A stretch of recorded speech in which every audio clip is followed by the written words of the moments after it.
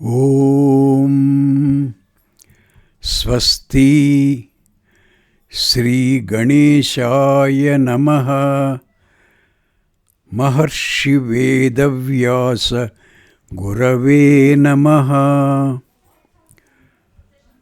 మహామహోపాధ్యాయ పద్మశ్రీ పుల్లెల శ్రీరామచంద్రుడు గారు రచించిన మహాభారత సార సంగ్రహము అను కావ్యగ్రంథమునందలి వనపర్వము చదువుచున్నది జంగా కృష్ణమూర్తి.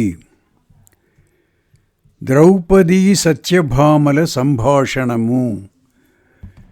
యుధిష్ఠిరుడు మార్కండేయాది మునులు బయట కూర్చొని వాళ్లకు ఇష్టమైన అనేక విషయాలను గూర్చి మాట్లాడుకుంటూ ఉండగా ద్రౌపదీ సత్యభామలు చాలా కాలానికి మళ్ళీ కలుసుకున్నందుకు సంతోషిస్తూ వాళ్లకు కావలసిన విషయాలను గూర్చి వాళ్ళు ముచ్చటించుకొన్నారు.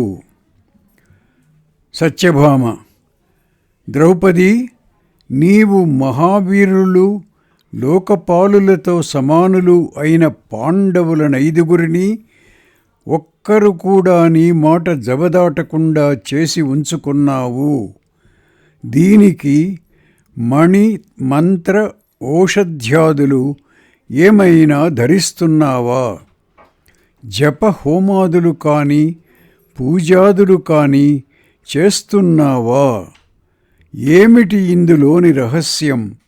అదేదో చెబితే అది ప్రయోగించి నేను కూడా కృష్ణుడు నా కట్టడిలో ఉండేటట్లు చేసుకుంటాను అని ద్రౌపదిని అడిగింది. సత్యభామ: చెడ్డవాళ్లైన స్త్రీలు అనుసరించే మార్గాలు ఏవైనా నేను అనుసరిస్తున్నానా అను సందేహంతో నీవు ఈ ప్రశ్నలు వేస్తున్నట్లు కనపడుతున్నది. అలాంటి భావం నా విషయంలో నీకెందుకు కలిగిందో నాకు అర్థం కావడం లేదు. నీవు చెప్పిన ఉపాయాలన్నీ భర్తలకు భార్యల విషయంలో వైముఖ్యాన్నే కలిగిస్తాయి, కానీ అనురాగాన్ని పెంచవు. ఇలాంటివన్నీ చేసి కొంతమంది స్త్రీలు భర్తలకు అనారోగ్యాలను కలిగిస్తూ ఉంటారు. వాళ్ళ మరణానికి కూడా కారణం అవుతారు.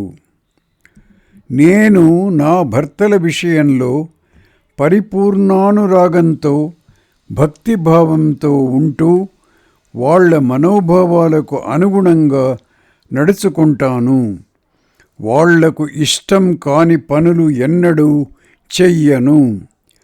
మా అత్తయ్యైన కుంతీదేవిని ఎల్లప్పుడూ గౌరవభావంతో చూచుకుంటాను. యుధిష్ఠిరుడు ఇంద్రప్రస్థంలో ఉన్నప్పుడు కొన్ని వేల మంది ముందుగా భోజనాలు చేసిన తరువాత ఆయన భోజనం చేసేవాడు. అమూల్యములైన వస్త్రాభరణాదులు ధరించిన 1,00,000 మంది యువతులు యుధిష్ఠిరునికి పరిచారికలుగా ఉండేవారు. కొందరు సంగీత నాట్యాదులలో ప్రావీణ్యం కలవారు. 1,00,000 మంది పరిచారికలు వేల కొలది భోజనార్థులకు వడ్డనలు చేస్తూ ఉండేవారు. వాళ్ళ అందరి పేర్లు, రూపాలు, వాళ్ళ కర్తవ్యాలు, ఎవరు పని సరిగా చేస్తున్నారు, ఎవరు చేయడం లేదు అను విషయాలు, వాళ్ళ వస్త్ర భోజనాదులు అన్నీ నాకు తెలుసు. తాసాం నామ చ రూపం చ భోజనాచ్ఛాదనాని చ సర్వాసామేవ వేదాహం కర్మ చైవ కృతాకృతం. వనపర్వము 233:48. యుధిష్ఠిరుడు ఎక్కడికైనా వెళ్ళడానికి కదిలినప్పుడు 1,00,000 గుర్రాలు, 1,00,000 ఏనుగులు, అనుయాత్రంగా అనగా రెటిన్యూగా వెళ్ళేవి. అంతఃపురాలలో ఉన్న భృత్యులందరినీ గూర్చి గోపాలుడు మొదలు గొర్రెల కాపరుల వరకు నాకు తెలుసు. వాళ్ళు ఏమి చేశారు, ఏమి చెయ్యాలి అను విషయాలు కూడా కనిపెడుతూ ఉండేదాన్ని. అంతఃపురాణాం సర్వేషాం భృత్యానాం చైవ సర్వశః ఆ విపాలేభ్యః సర్వం వేద కృతాకృతం. వనపర్వము 233:52. నా భర్తలు కుటుంబ కార్యనిర్వహణ భారం అంతా నా మీద విడిచి కావలసినవన్నీ ఏర్పరుస్తూ ఉండేవారు. నేను రాత్రింబగళ్ళు సుఖం అనేది తెలియకుండా శ్రమపడుతూ దురాత్ములు ఎవరూ తల దూర్చడానికి శక్యం కాని విధంగా ఆ కార్యభారం అంతా నిర్వహిస్తూ ఉండేదానిని. ఇప్పటికీ అలాగే నిర్వహిస్తున్నాను. మయి సర్వం సమాసజ్య కుటుంబం భరతర్షభ ఉపాసనరతాః సర్వే ఘటయంతి వరాననే. తమహం భారమాసక్తమనా దృశ్యం దురాత్మభిః సుఖం సర్వం పరిత్యజ్య రాత్రిహాని ఘటామి వై. వనపర్వము 233:54-55. నా భర్తల ఆదాయ వ్యయాలను గూర్చి నాకు పూర్తిగా తెలుసును. రాత్రి అనక పగలు అనక ఆకలి దప్పికలు లెక్క చేయక వీరి ఆరాధనం చేస్తుండే నాకు రాత్రి పగలు కూడా ఒకే విధంగా ఉంటాయి. నిత్యము ముందుగానే మేల్కొంటాను, చివర శయనిస్తాను. సత్యభామా, నా భర్తలను వశం చేసుకోవడానికి నేను చేసేది సంవననం ఇదే. అనీశయాం నిశాయాం చ సహాయాక్షుతిపాసయో ఆరాధయంత్యా కౌరవ్యాంస్తులా రాత్రిరహస్యామే. ప్రథమం ప్రతిబుధ్యామి చరమం సంవిశామి చ నిత్యకాలమహం సత్యే ఏతత్ సంవననం మమ.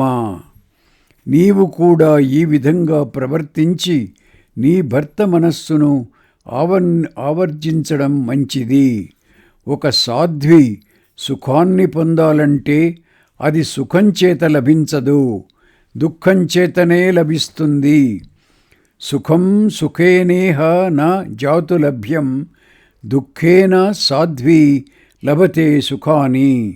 వనపర్వము 234:4. ద్రౌపది ఉపదేశ వాక్యాలు విన్న సత్యభామ, ద్రౌపది, సఖురాళ్ల మధ్య ఉండే చనువును బట్టి నేను ఇలా అడిగాను, ఏమీ అనుకోకు. అభిపన్నాస్మి పాంచాలి యాజ్ఞసేన క్షమస్వమే కామకారః సఖీనాం హి సోపహాసం ప్రభాషితం. వనపర్వము 233:61 అని అంటూ ఆమెను ప్రశంసించింది. ఇంతలో శ్రీకృష్ణుడు ద్వారకకు వెళ్ళడానికి ప్రయాణమై, ఇంక మన నగరానికి వెడదామా అని సత్యభామను పిలిచాడు. పెద్దలకు నమస్కరించి ఇతరులకు వీడ్కోలు చెప్పి సత్యభామ శ్రీకృష్ణులు ద్వారకకు తిరిగి వెళ్ళారు. పాండవుల కష్టాలు విని ధృతరాష్ట్రుని ఖేదం. అరణ్యాలలో తిరుగాడుతున్న పాండవులను చూచిన ఒక బ్రాహ్మణుడు ధృతరాష్ట్రుని దగ్గరకు వెళ్ళినప్పుడు అతడు పాండవులు ఎలా ఉన్నారు అని అడిగాడు. వాళ్ల కష్టాలన్నీ ఆ బ్రాహ్మణుడు వర్ణించి చెప్పాడు. అది విని ధృతరాష్ట్రుడు వీళ్ల కష్టాలన్నింటికీ మూల కారణం నేనే కదా అని అనుకుంటూ చాలా దుఃఖించాడు. ఇప్పటికైనా దీనికి దుష్పరిణామం కలగకుండా ఉండదు. ఈ దుర్యోధనాదులు చెట్టుపైన ఉన్న తేనె పెట్టే చూస్తున్నారు, కానీ క్రిందనున్న కొండలోయ చూడడం లేదు అనుకున్నాడు. ఆ మాటలే ఆ బ్రాహ్మణునితో కూడా అన్నాడు. ధృతరాష్ట్రుని మాటలు విన్న శకుని ఈ విషయం రహస్యంగా దుర్యోధనునికి, కర్ణునికి చేరవేశాడు. కర్ణ శకునులిద్దరూ దుర్యోధనునితో అన్నారు, దుర్యోధనా, నీవిప్పుడు సమస్త దేశానికి సమ్రాట్టువు.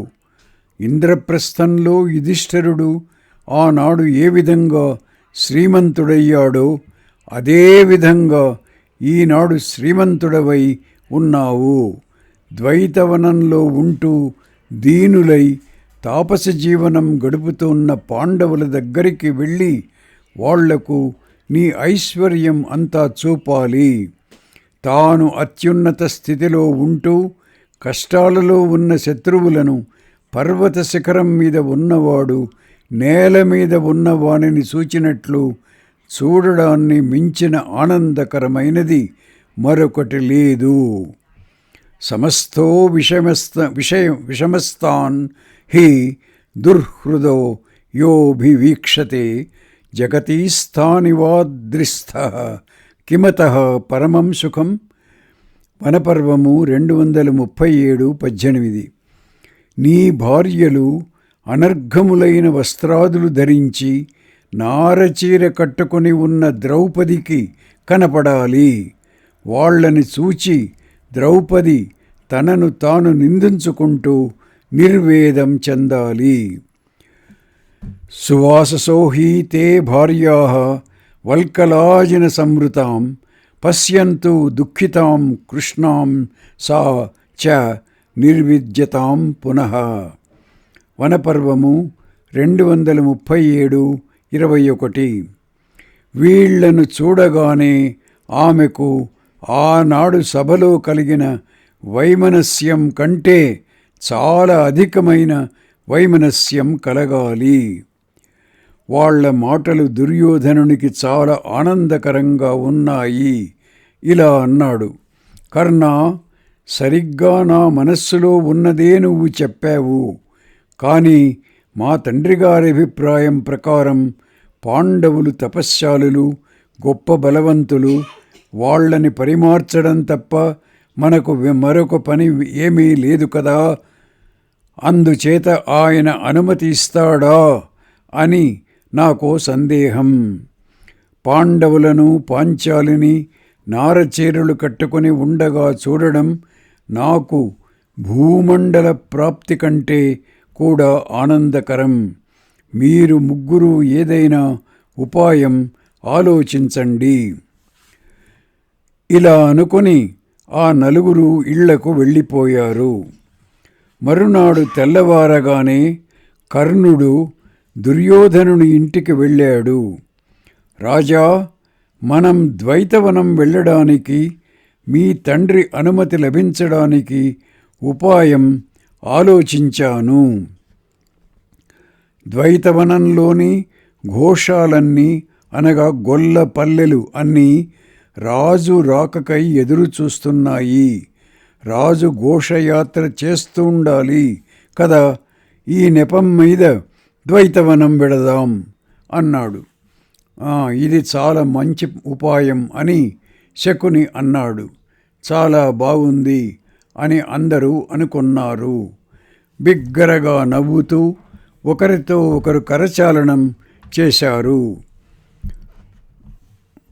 తతః ప్రహసితాః సర్వే తే అన్యోన్యస్య తలాన్ దదుః. వనపర్వము 238:24. వాళ్ళు ధృతరాష్ట్రుని దగ్గరికి వెళ్ళారు.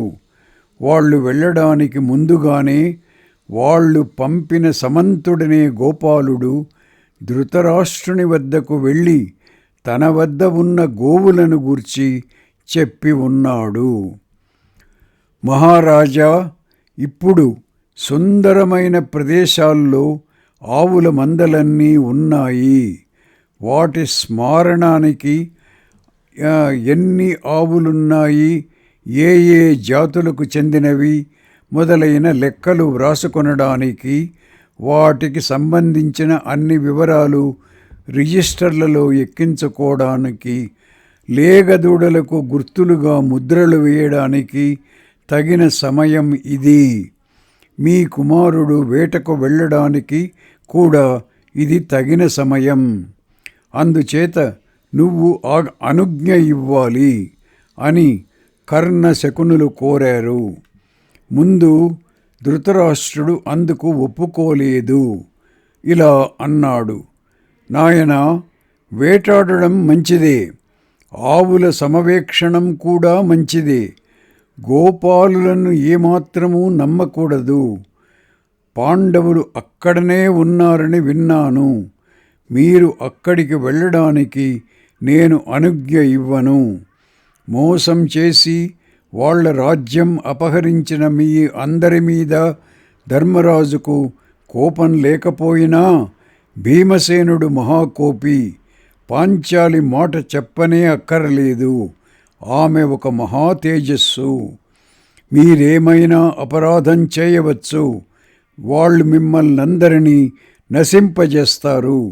లేదా మీ సైనికులెవరైనా వాళ్ళ విషయంలో అపరాధం చేయవచ్చు.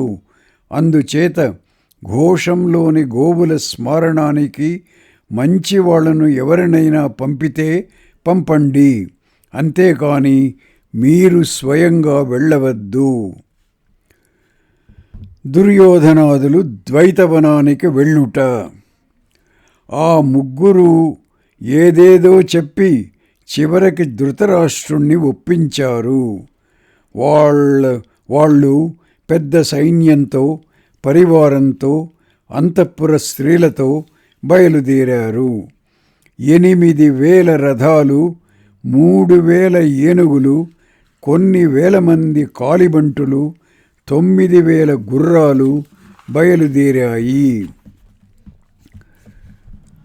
ద్వైతవనం చేరి ఘోషంలోని గోవులు లెక్కలు చూడడం, ముద్రలు లేని క్రొత్త దూడలకు ముద్రలు వేయించడం మొదలైన అధికారికమైన పనులన్నీ పూర్తి అయిన పిమ్మట గానం చేయడంలో నేర్పుగలవారు, నృత్యంలో ప్రవీణులు, వాద్యాలు మోగించేవాళ్ళు, ఇలాంటి గోపులందరూ దుర్యోధనుడికి దగ్గరకు వచ్చారు. అందమైన కన్యకలు చక్కగా అలంకరించుకొని అతని చుట్టూ చేరారు. బహుశా వాళ్ల వేషాలు తాను కూడా వేసుకొని అతడు వాళ్లతో పాటు నృత్యాదులు చేసి ఉంటాడు. చాలా సంతోషించి రాజు వాళ్ళందరికీ ధనము, భోజ్యాలు, పానీయాలు ఇచ్చాడు. తతో గోపాః ప్రగాతారః కుశలాన్ నృత్యవాదనే ధార్తరాష్ట్రముపాతిష్ఠన్ కన్యాశ్చైవ స్వలంకృతాః. స స్త్రీగణావృతో రాజా ప్రహృష్టః ప్రదదే వసు తేభ్యో యథార్హమన్నాని పానాని వివిధాని చ. వనపర్వము 248:9. అందరూ ఆ ప్రాంతంలో విహరిస్తూ ఆనందించారు. అదే సమయంలో యుధిష్ఠిరుడు దైవవశం చేత 1 రోజులో పూర్తి అయ్యే యాగం తలబెట్టి చేస్తూ ఆ సరస్సు తీరం మీద భార్యతోనూ సోదరులతోనూ ఇతర పరిజనంతోనూ విడిసి ఉన్నాడు. దుర్యోధనుడు సరఃప్రాంతంలో విహార నివాసాలు ఏర్పరచండి అని ఆదేశించి తన ప్రేష్యులను పంపాడు. అప్పటికే గంధర్వరాజు అప్సరసులతోనూ పరివారంతోనూ విహారయాత్రకై వచ్చి ఆ ప్రాంతంలో నివాసం ఏర్పరచుకొని ఉన్నాడు. రాజపరిచాలకుడు వచ్చి ఆ విషయం దుర్యోధనునికి చెప్పారు. అతడు గర్వాతిశయంతో వాళ్ళందరినీ బయటకు గెంటివేయండి అని ఆజ్ఞాపించి కొంతమంది సైనికులను పంపాడు. వాళ్ళు వెళ్ళి, మా రాజు దుర్యోధనుడు సపరివారంగా విహరించడానికై ఇక్కడికి వస్తూ ఉన్నారు, దూరంగా పొండి అని ఆ గంధర్వులను అదలించారు. ఆ మాటలు వినగానే గంధర్వులు గట్టిగా నవ్వుతూ, మీ రాజుకు మతి చెడిపోయినట్లుంది, లేకపోతే దేవతలను సామాన్య మానవులను ఆజ్ఞాపించినట్లు ఇలా ఆజ్ఞాపిస్తాడా? నా చేతయతి ఓ రాజా మందబుద్ధి సుయోధన యోస్మానాజ్ఞాపయత్యేవం వైశ్యానివ దివౌకస. వనపర్వము 240:28. వెళ్ళండి, మీ రాజుతో చెప్పుకోండి, లేకపోతే మిమ్మల్ని అందరినీ యమలోకానికి పంపవలసి వస్తుంది అన్నారు. గంధర్వరాజు చేతిలో దుర్యోధనుని పరాభవం. వాళ్ళు పరిగెత్తుకుని వెళ్ళి దుర్యోధనునికి చెప్పారు. దేవతలందరితోనూ కలిసి దేవేంద్రుడు వచ్చినా సరే వానిని శిక్షించండి అంటూ దుర్యోధనుడు సైన్యాన్ని పంపాడు. వాళ్ళు గంధర్వుల తాకిడికి ఆగలేక పారిపోయి వచ్చారు. కర్ణ, దుర్యోధనాదులు మహాసైన్యంతో యుద్ధరంగంలోనికి దిగారు. చిత్రరథుడు మాయాబలం చేత కర్ణాదులనందరినీ ఓడించాడు. దుర్యోధనుడు రథం మీద నుంచి పడిపోయాడు. చిత్రరథుడు వానిని సజీవంగా పట్టుకొని బంధించాడు. దుశ్శాసనుణ్ణి, దుర్ముఖుణ్ణి, దుర్జయుణ్ణి, రాజభార్యలను కూడా బంధించి గంధర్వులు తీసుకొని పోయారు. మిగిలిన సైనికులు, వృద్ధామాత్యులు పాండవుల దగ్గరికి వెళ్ళి, దుర్యోధనాదులను గంధర్వులు బంధించి తీసుకొని పోతున్నారు, రక్షించండి అని మొరపెట్టుకున్నారు. అలా మొరపెట్టుకుంటున్న వాళ్లను చూచి భీముడు, మేం ఎంతో ప్రయత్నంతో చేద్దాం అనుకుంటున్న పని గంధర్వులు చేసివేశారు. మహతా హి ప్రయత్నేన సంనహ్య గజవాజిభిః అస్మాభిర్యదనుష్ఠేయం గంధర్వైస్తదనుష్ఠితం. వనపర్వము 242:15. కష్టాలలో ఉన్న మమ్మల్ని చూచి సంతోషిద్దాం అని వచ్చినందుకు వీనికి మంచి పరాభవం జరిగింది అన్నాడు. భీమసేనుని మాటలు విన్న యుధిష్ఠిరుడు ఇలా అన్నాడు, భీమసేన, కష్టాలలో ఉండి మనల్ని శరణు పొందిన వాళ్ల విషయంలో ఇలా ప్రవర్తించకూడదు.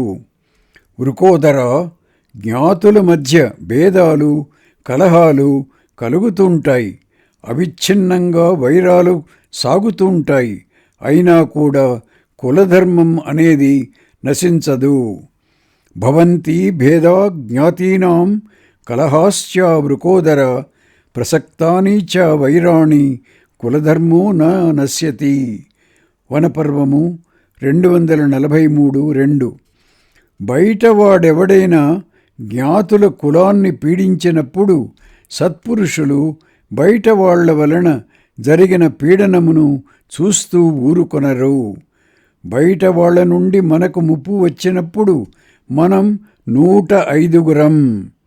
మనలో మనకు విరోధం వచ్చినప్పుడు మాత్రం మనం 5, వాళ్ళు 100. పరైః పరభవే ప్రాప్తే వయం 5,000 పరస్పర విరోధే తు వయం 5 చ తే 100. వనపర్వము 243. కౌరవుల రథాలన్నీ సిద్ధంగా ఉన్నాయి, మీరు 4 వాటిని అధిరోహించి వెళ్ళి గంధర్వులతో యుద్ధం చెయ్యండి. భీమా, నీ బలాన్ని నమ్ముకొని వెళ్ళు, శరణు కోరుతున్నారు. నేను ఈ యజ్ఞదీక్షలో లేకపోతే నేనే స్వయంగా వెళ్ళి ఉండేవాణ్ణి. ముందు సామోపాయమే ఉపయోగించి సుయోధనుణ్ణి విడిపించు. అలా అంగీకరించకపోతే మృదు యుద్ధం చేసి ప్రయత్నించు. అలాగా గంధర్వరాజు వినకపోతే అన్ని ఉపాయాలు ఉపయోగించి విడిపించు. అజాతశత్రువు మాటలు విన్న అర్జునుడు సామం చేత ధార్తరాష్ట్రులను విడిచిపెడతాడు. అలా విడవకపోతే ఆ గంధర్వరాజు రక్తాన్ని భూమి త్రాగగలదు అని ప్రతిజ్ఞ చేశాడు.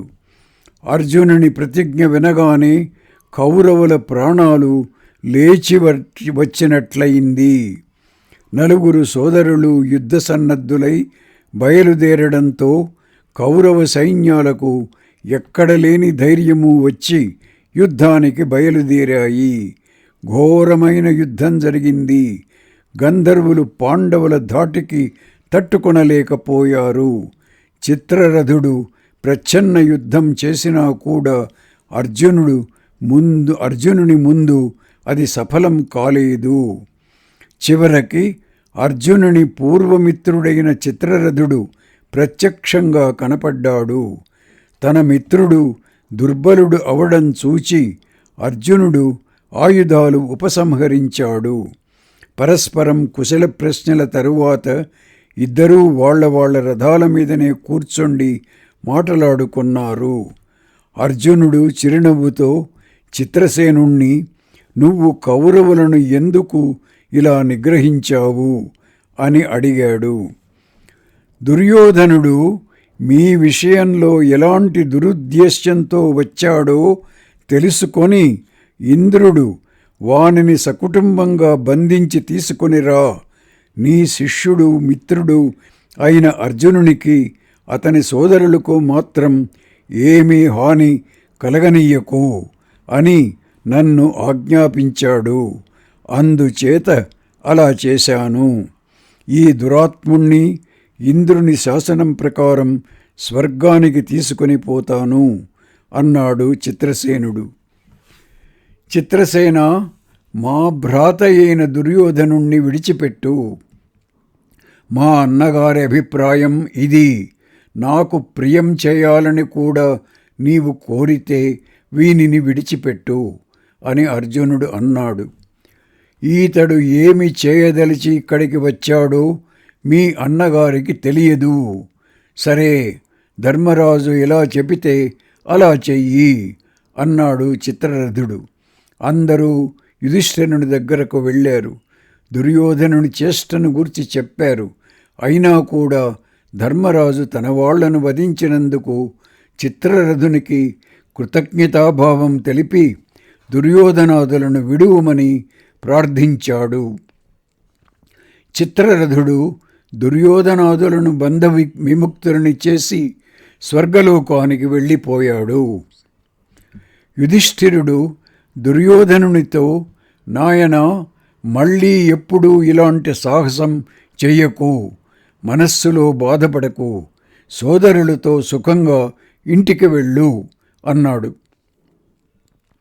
దుర్యోధనుడు ధర్మరాజుకు నమస్కరించి పిచ్చెత్తిన వాడి వలె అయిపోయి సిగ్గుతో 2 ముక్కలుగా అయిపోయినట్లు అయిపోతూ నగరం వైపు బయలుదేరాడు.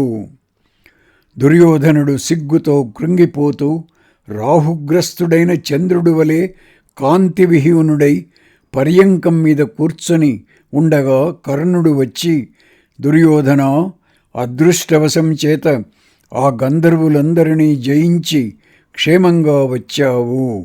గంధర్వులందరూ కలిసి ఒక్కుమ్మడిగా విజృంభించి సైన్యాన్నంతనీ చీల్చివేస్తూ నా శరీరాన్ని బాణాలతో తీవ్రంగా గాయపరచగా నీవు చూస్తుండగానే రణరంగం నుంచి పారిపోయి వచ్చాను. నువ్వు నీ సోదరులు గంధర్వులపై సంపాదించిన విజయం సాటిలేనిది అని దుర్యోధనుణ్ణి స్తుతించడం ప్రారంభించాడు. దుర్యోధనుడు బాష్పపూర్ణ నయనాలతో తనకు జరిగినదంతా పూసగుచ్చినట్లు కర్ణునికి చెప్పాడు. ఇప్పుడు బంధువుల మధ్య, వీరుల మధ్య తల ఎత్తుకొనలేకుండా ఉన్నాను. నేను ప్రాయోపవేశం చేసి ప్రాణాలు విడుస్తాను అని కర్ణునితో అంటూ ప్రక్కనే ఉన్న దుశ్శాసన, ఇటుపైన నువ్వే ఈ రాజ్యాన్ని పాలించాలి. నీకే రాజ్యం ఇచ్చేస్తున్నాను, ధర్మంగా పాలించుకో అన్నాడు. ఎట్టి పరిస్థితుల్లోనూ నేను రాజ్యం స్వీకరించను. 100 సంవత్సరాలు నువ్వే రాజువుగా ఉండాలి అని కన్నీళ్లు కారుస్తూ దుశ్శాసనుడు అన్నాడు. అప్పుడు కర్ణుడు వాళ్ళిద్దరినీ ఓదారుస్తూ, ఎందుకు మీరిద్దరూ దౌర్బల్యంతో ఇలా దుఃఖిస్తారు? ఏడుస్తూనే ఉంటే శోకం ఏనాటికి శాంతించదు. శోకం శోకించేవాని ఆపదలను తొలగించదు కదా.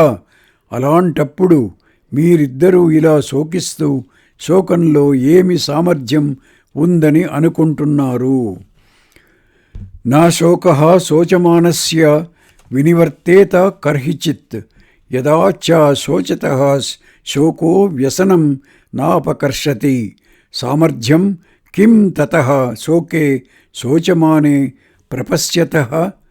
వనపర్వము 249, 36, 37. ఇంతకీ పాండవులు చేసిన దానిలో ఏమి గొప్ప ఉంది? వాళ్ళ కర్తవ్యం వాళ్ళు చేశారు. నిత్యము రాజుకు ప్రియం చేయడం అనేది దేశంలో ఉండే ప్రజల కర్తవ్యం కదా. కర్తవ్యం హి కృతం రాజన్ పాండవైస్తవ మోక్షణం, నిత్యమేవ ప్రియం కార్యం రాజ్ఞో విషయవాసిభిః. నీవు ఈ విధంగా సిగ్గుపడవలసిన పని లేదు. ప్రాయోపవేశం నుండి విరమించుము అని కర్ణుడు ఎంత బోధించినా దుర్యోధనుడు వినలేదు. శకుని దుర్యోధనుణ్ణి ప్రాయోపవేశం నుండి మరల్చుతూ, రాజా, ఇలా ప్రాయోపవేశం చేయడం యుక్తం కాదు. నీకు పాండవులు ఉపకారం చేసి ఉన్నారు. అందుచేత వాళ్లను పిలిచి అర్ధరాజ్యం వాళ్ళకిచ్చివెయ్యి. దానితో నీ కృతజ్ఞతాభావానికి లోకులందరూ మెచ్చుకుంటారు. నీకు పాండవులతో మైత్రి కూడా ఏర్పడుతుంది అన్నాడు. కర్ణ శకునుల మాటలు దుర్యోధనుడు అంగీకరించక పాదాల మీద పడి ఉన్న దుశ్శాసనుని లేవదీసి కౌగలించుకొని, మీరందరూ నగరానికి వెళ్ళండి. నేను నా నిశ్చయం నుండి వెనుతిరిగే ప్రసక్తి లేదు అని చెప్పి దర్భలు పరుచుకొని ప్రాయోపవేశం ప్రారంభించాడు. పూర్వం దేవతల చేత జయింపబడి పాతాళానికి పారిపోయి అక్కడ నివసిస్తున్న దైత్యులు, దానవులు కూడా దుర్యోధనుడు ప్రాయోపవేశనం చేయడానికి ప్రారంభించగానే తమ పక్షం దుర్బలమైపోతున్నదని తలచి ఒక కృత్యను, అనగా అభిచారిక హోమాలు చేసి సృజించే ఒక మహాశక్తిని పంపి దుర్యోధనుణ్ణి క్షణంలో పాతాళానికి తెప్పించారు. అతన్ని చూడగానే ఆ దైత్య దానవులు చాలా సంతోషించి ఇలా అన్నారు: దుర్యోధన, ఇంతమంది శూరులు వీరులు చెప్పు చేతలలో ఉన్న నీవు ఇలా ప్రాయోపవేశం చేయడమేమిటి? రాజా, పూర్వం మేం తపస్సు చేసి మహేశ్వరుణ్ణి సంతోషపెట్టి నిన్ను సంపాదించుకున్నాం. నీ శరీరం పైభాగం శివమయం, అది వజ్రాలతో నిర్మించబడింది. శస్త్రాల చేత అభేద్యం. క్రింది శరీరం దేవీమయం, అది పుష్పాలతో నిర్మించినది. దివ్యాస్త్రాలు తెలిసిన వీరులు నీ శత్రువులను సంహరిస్తారు. ఆ వీరులందరూ నీకు సహాయం చేయడం కోసం పుట్టిన దానవులు. భీష్మ, ద్రోణ, కృపాదులను కూడా అసురులు ఆవహిస్తారు. వాళ్ళు మిత్రులు, బంధువులు, చిన్నవాళ్ళు, పెద్దవాళ్ళు ఇలాంటి విచక్షణ ఏమీ లేకుండా క్రౌర్యంతో అందరినీ సంహరిస్తారు. నీ మనస్సులో అర్జునుణ్ణి గూర్చి భయం ఉంది కదా, దానికి కూడా మేం ఒక ఉపాయం చూచి ఉన్నాం. నరకుని ఆత్మ కర్ణుణ్ణి ఆవహించి కృష్ణార్జునులను సంహరిస్తుంది. ఈ విషయం తెలిసి ఇంద్రుడు అర్జునుణ్ణి రక్షించడానికై కర్ణుని కవచకుండలాలు హరిస్తాడు. అందుచేత సంసప్తకులను లక్షల కొలది దానవులను సిద్ధం చేసి ఉంచాం. వాళ్ళు అర్జునుణ్ణి వధిస్తారు. నువ్వు వెళ్ళు, శత్రువులను జయించి నిష్కంటకమైన రాజ్యం ఏలుకో. ఈ విధంగా వాళ్ళు దుర్యోధనుని బుద్ధిని స్థిరంగా ఉండేటట్లు చేశారు. ఆ కృత్యయే నిమేషమాత్రంలో దుర్యోధనుణ్ణి పూర్వస్థానం చేర్చింది. ఇదంతా స్వప్నమా అనిపించింది దుర్యోధనునికి. పాండవులను జయించి తీరుతాను అని నిశ్చయం చేసుకున్నాడు. అయితే ఈ విషయం ఎవ్వరికీ చెప్పలేదు. తెల్లవారుజామున కర్ణుడు వచ్చి మళ్ళీ దుర్యోధనుణ్ణి ప్రాయోపవేశం నుంచి మరల్చడానికి గట్టిగా ప్రయత్నం చేశాడు. మిగిలిన వాళ్ళు కూడా బ్రతిమాలారు. ఈ కారణం చేత దైత్యులు చేసిన ఆ బోధల చేత అతడు మనస్సును గట్టిపరుచుకున్నాడు. సపరివారంగా సైన్యంతో నగరంలో ప్రవేశించాడు. దుర్యోధనుడు హాస్తినపురం చేరిన తరువాత ఒకనాడు భీష్ముడు అతనితో, నాయనా, నువ్వు వనం వెళ్ళడానికి బయలుదేరినప్పుడే అలా వెళ్ళడం మంచిది కాదని నేను చెప్పాను కదా. నిన్ను శత్రువులు బంధించారు. నువ్వు నీ సైనికులందరూ చూస్తుండగానే కర్ణుడు పారిపోయాడు కదా. ఇప్పుడు నీకు పాండవులు ఎంత బలవంతులో కర్ణుడు ఎంత బలవంతుడో తెలిసిపోయినది కదా. కర్ణుడు పాండవుల 4వ వంతుకు కూడా సరితూగడు. అందుచేత నువ్వు పాండవులతో సంధి చేసుకొనడం మంచిది అన్నాడు. భీష్ముడు ఆ విధంగా చెబుతూ ఉండగానే దుర్యోధనుడు అక్కడి నుండి లేచి వెళ్ళిపోయాడు. వాని వెనుకనే కర్ణ, శకుని, దుశ్శాసనాదులు కూడా లేచి వెళ్ళిపోయారు. వాళ్ళు అలా వెళ్ళిపోవడం చూచి కురువృద్ధుడైన భీష్ముడు సిగ్గు చెంది ఇంటికి వెళ్ళిపోయాడు. దుర్యోధనుడు అతడు వెళ్ళిపోయిన వెంటనే మళ్ళీ మంత్రులతో అదే ప్రదేశానికి వెళ్ళి ఇప్పుడు మనం చేయవలసిన పని ఏమి అని ఆలోచించడం ప్రారంభించాడు.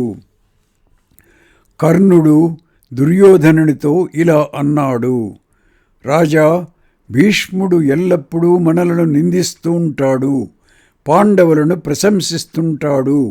నీ సమక్షంలో నన్ను మాటికి చులకన చేస్తూ మాట్లాడుతుంటాడు. మహారాజా, దుర్బుద్ధి అయిన భీష్మునికి నా బలపరాక్రమాలు చూపిస్తాను. నేను ఈ సైన్యంతో దిగ్విజయానికై వెళ్ళడానికై నాకు అనుమతి ఇమ్ము. సుయోధనుడు సంతోషపూర్వకంగా అనుమతి ఇచ్చాడు. కర్ణుడు సైన్యంతో బయలుదేరి వెళ్ళి అన్ని దేశాల రాజులను జయించి అత్యధికమైన ధన సంపదతో హాస్తినపురానికి తిరిగి వచ్చాడు. దుర్యోధనుడు స్వాగత సత్కారాలతో ఎదురేగి అతనిని అభినందిస్తూ, భీష్ముని వల్ల గాని, ద్రోణుని వల్ల గాని, కృపుని వల్ల గాని, శకుని వల్ల గాని లభించని అభ్యుదయాన్ని నేను నీ వల్ల పొందాను. అందరూ పాండవులు కలిసిన నీలో 16వ వంతుకు పోలరు అన్నాడు. నగరంలోని పౌరులలో ఆ మాట విన్న కొందరు ప్రశంసించారు, కొందరు నిందించారు. కర్ణుడు ధృతరాష్ట్రుని వద్దకు, గాంధారి వద్దకు వెళ్ళి పుత్రుడు నమస్కరించినట్లు పాదాలు స్పృశించి నమస్కరించాడు. ధృతరాష్ట్రుడు ప్రేమపూర్వకంగా అతనిని కౌగలించుకున్నాడు. కర్ణుడు, రాజా, ఈ పృథివీ అంతా ఇప్పుడు నీకు అధీనమైనది. దీనిని ఇంద్రుడు స్వర్గాన్ని పాలించినట్లు శత్రు భయం ఏదీ లేనివాడవై పాలించు అని దుర్యోధనునితో అన్నాడు. ఓం తత్సత్.